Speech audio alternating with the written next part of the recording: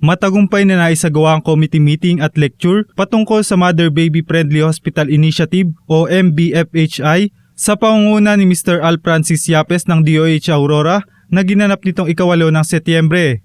Ang MBFHI ay ginagawa upang mas mapatibay pa ang pagsasagawa ng Executive Order No. 51 o the Philippine Milk Code 1986 at RA 10028 o Expanded Breastfeeding Promotion Act of 2009. Layunin ng MBFHI na gawing normal at maging prioridad na paraan ng pagbibigay nutrisyon sa mga bata ay sa pamamagitan ng breastfeeding. Alinsunod ito sa Republic Act 7600 na kilala bilang Rooming In and Breastfeeding Act of 1992. Pinoprotektahan, sinusuportahan at isinusulong ng mga ito na walang substitute sa pagbibigay ng sapat na nutrisyon sa isang sanggol kundi ang gatas ng ina. Kasama sa nasabing aktibidad sina Mr. Leo Dida ng Premier General Hospital, Miss Lea Madarcos Garcia ng Maria Aurora Community Hospital, Miss Laila Cristina Baning, Provincial Health Office at Director Daisy Nava de los Reyes ng UPSHS Baler. Pinasalamatan naman si Dr. Lilia Angkog Pascua, Provincial DOH, sa pagtulong at gabay sa nasabing aktibidad,